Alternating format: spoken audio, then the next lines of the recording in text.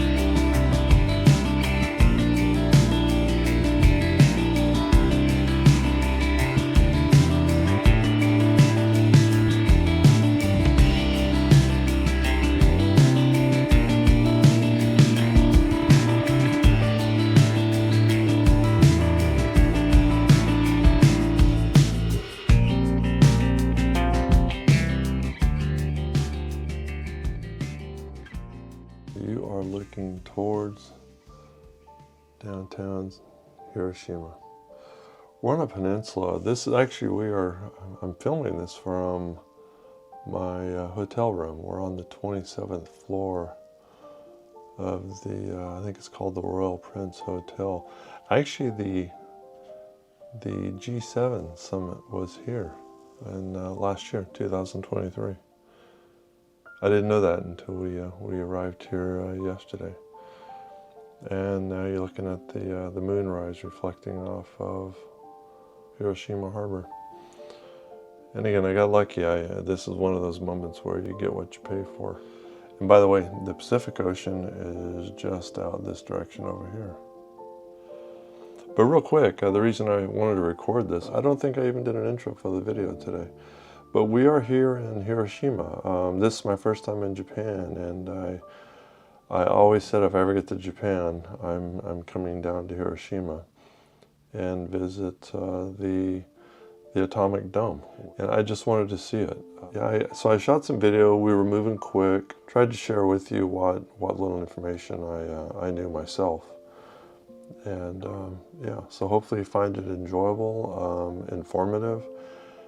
And yeah, also, like so much of history, very sobering.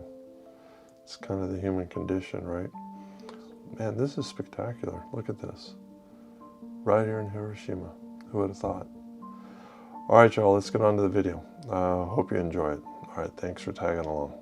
I don't even know last time we recorded, but if I haven't updated you, we are in Hiroshima. And Kelly and I are enjoying this skyline because it's actually sunlight. It's sunny in Japan, at least this part of Japan. And we've just left the JR station, which is kind of the transportation hub. All the trains, buses, and I think even taxis go there. But we're on our way to the Atomic Dome, which is about roughly 30 minutes from here. And it's actually been just a short distance. It's been a really good walk. A Japanese duck. A Japanese duck. even the ducks are out, enjoying the good weather. Yeah. All right, and it's windy. It's a windy day. It's a little bit chilly, but we stay out of the wind. It's not bad, but at least the sunlight's out. All right, here we go. All right. First, there's Kelly, my lovely honey. But I stopped here because we are over in that direction. We are 1.5 blocks from the Hypocenter. So the bomb would have come almost directly overhead. And we're going to stop there on the way to Atomic Dome. But here's a cool little piece of irony. Look at this cool little park here. And to know whatever was here up until August 2nd, 1945 was totally obliterated. I gotta say, I like Hiroshima. It's got a cool little vibe. And by the way, I say Hiroshima, I wasn't for sure if it's Hiroshima or Hiroshima. So I asked one of the staff there at the JR Rail. He said it is definitely Hiroshima. However, I've heard it called Hiroshima as well. So I'm not sure which it is, but we're gonna call it Hiroshima. All right, here we go, guys. That's our next stop. All right, so we found the plaque of the Hypocenter. I'll read this to you. The first atomic bomb used in the history of humankind exploded approximately 600 meters above this spot, carried to Hiroshima from Tinian Island by the Enola Gay, a U.S. Army B-29 bomber. This area of the city was exposed to temperatures of approximately 3,000 to 4,000 degrees Celsius, as well as a blast, wind, and radiation. Most people in the area lost their lives instantly. The time was 8:15 a.m., August 6, 1945. And this photo here is actually of the devastation looking north from the Hypocenter.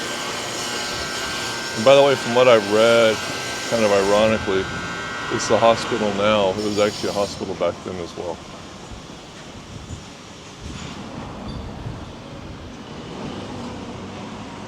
Wow. All was changed after that day. I bet those guys are so used to seeing people come down there. Yeah.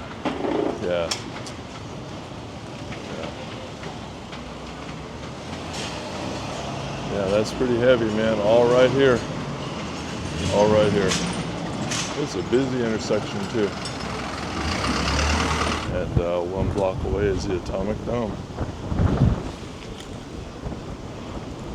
All right, we'll stop in here and kind of get some notes on what this building was all about and get some photos. It is currently windy and a little bit chilly. Above ground cemetery, Huh? above ground cemetery. I wonder if this has anything to do with it. Probably not. Maybe not, huh?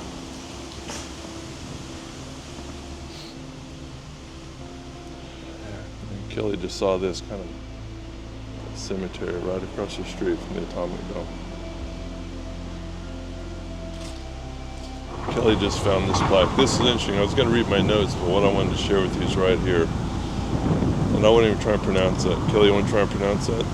Saragaku Cho neighborhood. Anyway, for centuries, since Hiroshima was a bustling castle town, this was a lively and diverse neighborhood known for no actors, artisans, physicians, and shops of all types and sizes. At 8:15 on the morning of August 6, 1945, the The first atomic bomb used against humankind exploded about 600 meters above Hiroshima Hospital, which is where we just were, in Saikumuchi. I know I'm destroying that pronunciation. Utterly destroying all people and property below it. Among the burned ruins stood the skeletal remains of the Hiroshima Dome, or Prefectural Industrial Promotion Hall, now the A-bomb dome, a grim reminder of what had been. And then this map was created in 1998 to remind future generations that this neighborhood was erased by the atomic blast. And this dome that we were looking at, it actually was exactly that from what I was reading. All the new tech of the time and all the new industrial things at the time were actually brought here for exhibit.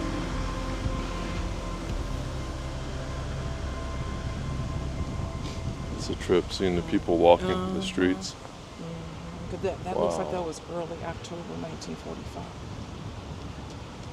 Oh, this is actually October, so August, September. Yeah, so this was 3 months after the blast. Wow.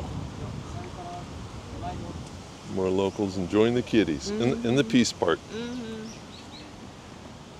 All right, I got a few photos of this. I hope it turns out. That was a really cool silhouette. Kelly was pointing that out to me as well, how cool she thought it was. Absolutely. Yeah, that is a cool silhouette. Look at that. That is a cool photo. I hope my photos turn out as good as I think they will against that sky. You have to share it with them. I will. I'll plug them in the video. Wow. All right, so I'm snapping a lot of photos here because this is interesting to me. You can look and actually see some of the interior doorways or passageways. That is pretty amazing. Oh, look, there's a whole series of them down here.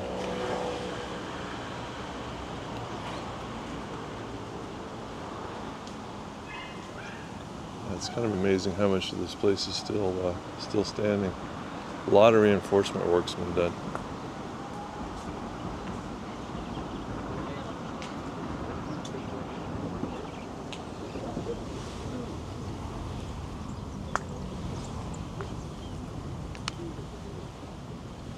Wow.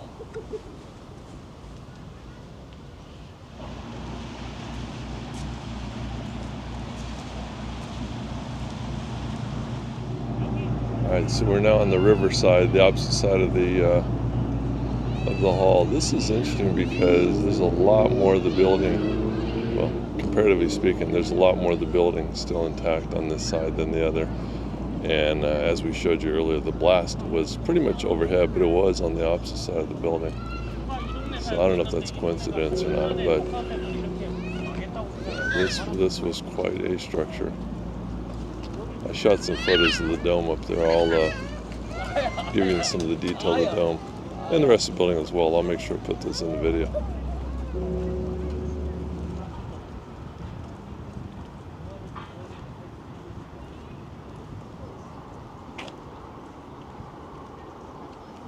I'm noticing there's still a whole lot of detail inside this building, so let's see if we can get some photos of this. Wow. Wow.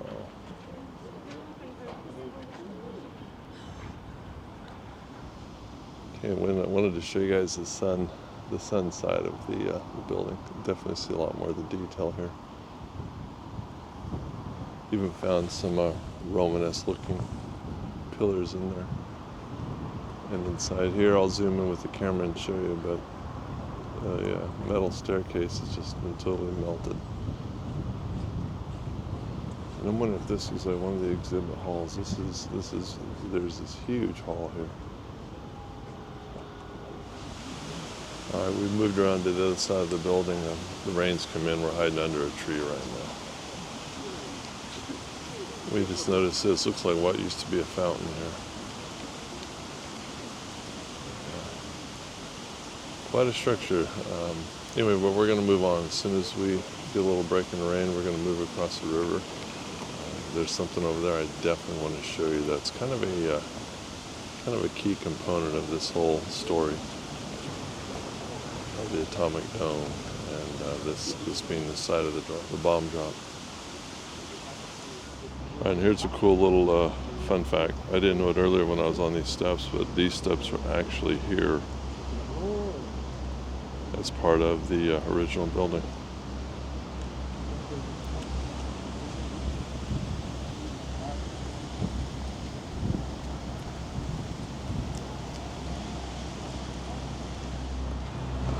When to record us, it's a little bit of a Japanese hurricane.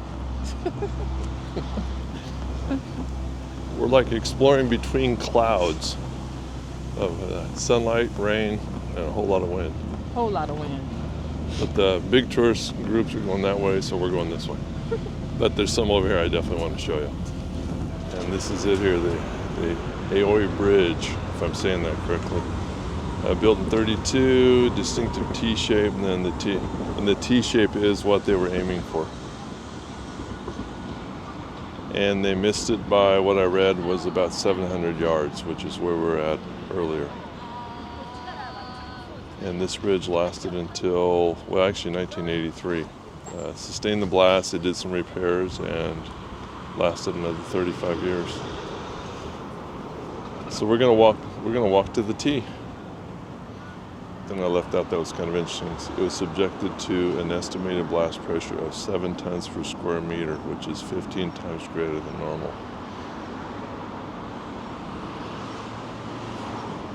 And there's the T right there.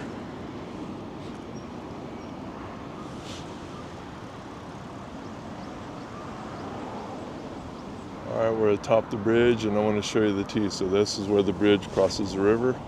And then right in front of us here is the T.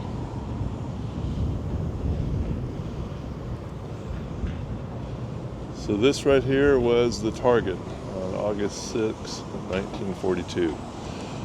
Although the Hypocenter, where the blast was, is about, what I read, they're saying 700 yards that way, or just beyond the dome over that hospital we were at earlier.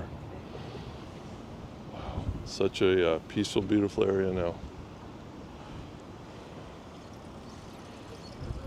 I'll see if I can get a few photos from over here. This looks, man, this weather's crazy. It's hot, cold, hot, cold. Not hot, warm, cold, warm, cold. The Peace Clock Tower. We've actually just crossed the river. 8:15 every morning, the mortal moment of the blasting back in 1945. The clock will chime its prayer for perpetual peace and appeal to the peoples of the world that the wish be answered promptly. May the chime pervade the remotest corners of the earth.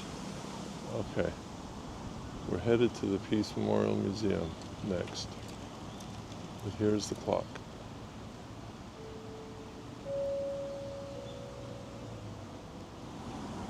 And we just walked up on this. This is a monument to all the children who died in the atomic bomb blast. And I guess more specifically, it's dedicated in honor of a young girl who, at the age of 2, survived the initial blast but died 10 years later. And so her classmates wanted to honor her with the monument. Died from leukemia. Died from leukemia 10 years later. Wow. Okay, the golden crane on top that the girl's holding at the top of the statue is supposed to. Dreams of a peaceful future. Okay, entrusted with the dreams of a peaceful future. Wow. Kind of brings it all home right there.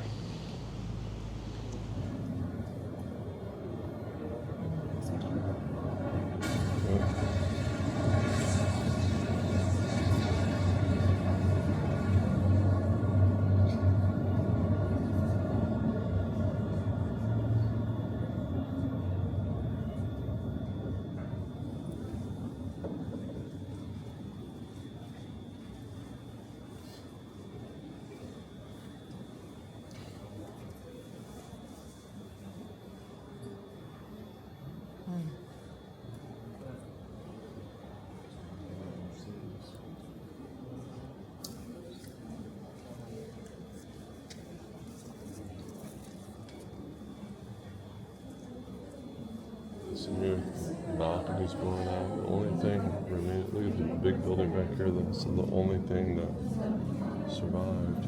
Look at this concrete, whatever this was.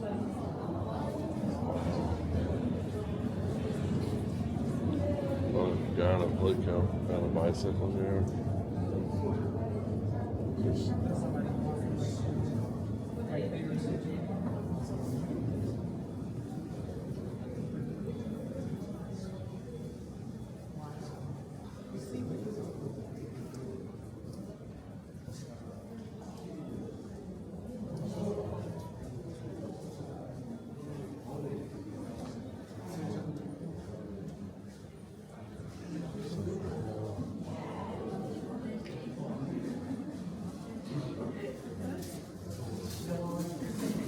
cemetery. There's Atomic Tower. Or I'm sorry, Atomic Dome. Yeah.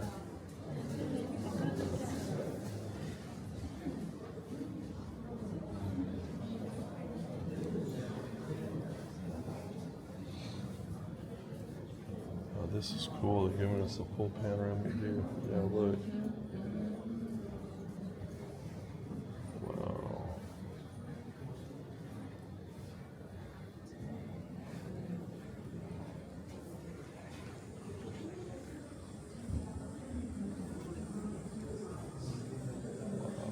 Oh, look how you can see the building was being burned. Wow.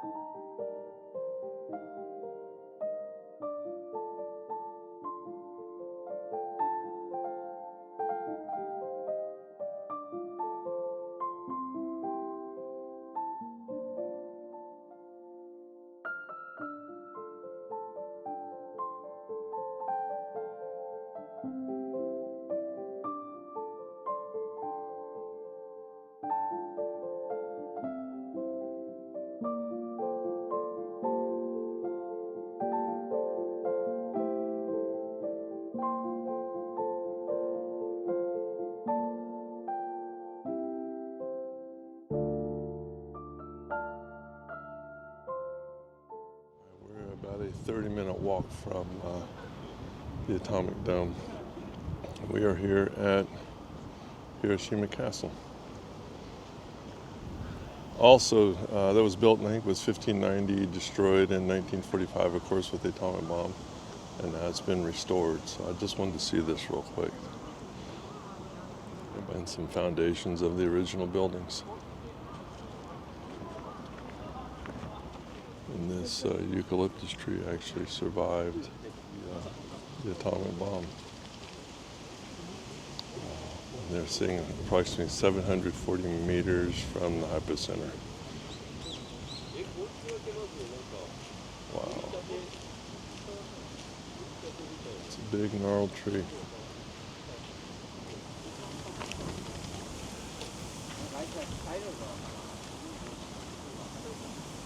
These guys are happy.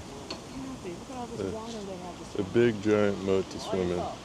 They are fat and happy. And they must be used to people feeding because they're staying right here. Yeah, that's true. They're staying right where the tourists are. Look at that yellow one on the bottom. Just big. Look at it coming up. Look at that. Good Lord. And that white one. Oh, wow. Yeah, these guys are beasts. Lots of happy ducks. Mm-hmm. All right, this is one of the reasons I wanted to come to the ruins of Hiroshima Castle. This was actually the original headquarters of the Japanese Imperial Army. It was discontinued after the Sino-Japanese War during the World War I era. And it basically was kind of mothballed and just left as a historical site, and then it was, of course, destroyed during the atomic bombing in 1945. Which brings up another little fun fact. One of the regions that Hiroshima was the primary reason Hiroshima actually was targeted for the atomic bomb was that this was the headquarters for, not this specific site, but Hiroshima itself was the headquarters for the Japanese 2nd General Army and the Marine base down in the bay. Interesting stuff.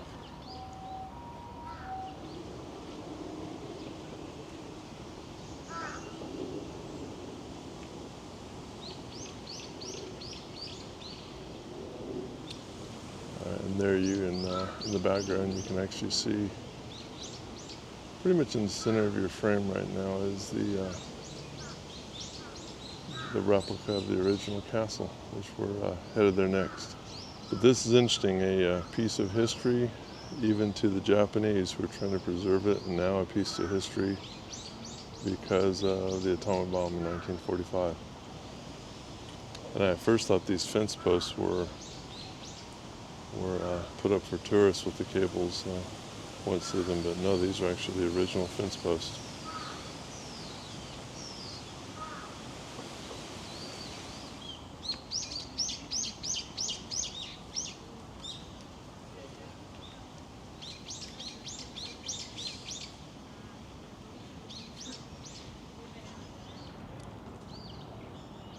Pathway to a connecting building. Look at that. These stones laying off to the backside here, which I suppose have been there since 1945.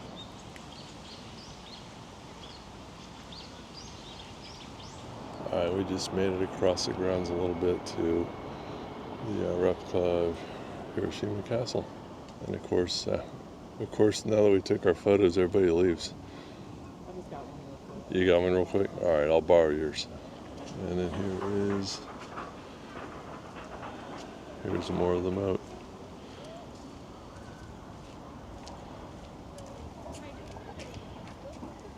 And by the way, back this way, we're looking towards downtown Hiroshima, where we came from earlier.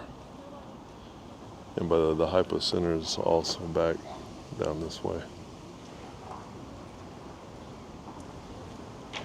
Alright, on our way out, there's some of that doesn't look like the original wall, that looks like maybe a replica.